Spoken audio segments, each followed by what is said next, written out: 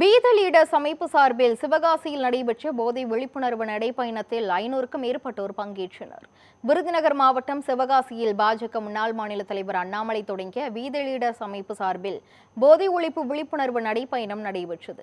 சிவகாசி பேருந்து நிலையத்தில் தொடங்கிய இந்த நடைபயணம் காமராஜர் சிலை உள்ளிட்ட முக்கிய வீதிகள் வழியாக சென்று மீண்டும் பேருந்து நிலையத்தில் வந்தடைந்தது.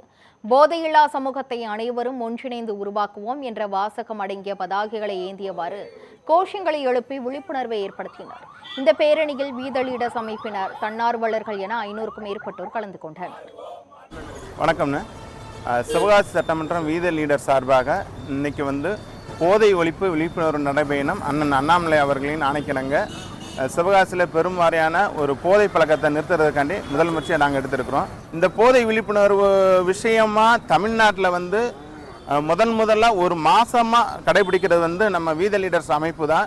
இது வரைக்கும் எந்த ஒரு கட்சியோ எந்த ஒரு அமைப்போ இது முன்னெடுக்கலை. நாங்கள் அரசியல் கட்சியாக ஆரம்பிக்கிறதுக்கு முன்னாடியே ஒரு அமைப்பாக மக்கள் மத்தியில் ஒரு மாற்றத்தை உருவாக்கணும். மக்கள் வாழ்க்கையை பாதிக்கிற போதை பழக்கத்தை இளைஞர்களின் வாழ்க்கையை பாதிக்குது, குடும்பங்களின் வாழ்க்கையை பாதிக்குது. இன்றைய கலாச்சாரம் மிகப்பெரிய சவாலாக இருக்குது. நிச்சயமாக இது ஒரு மாற்றத்தை உருவாக்கும். எங்கள் அமைப்பில் பார்த்தீங்கன்னா கிட்டத்தட்ட ஒரு 20 லட்சம் பேர் இருக்கிறாங்க.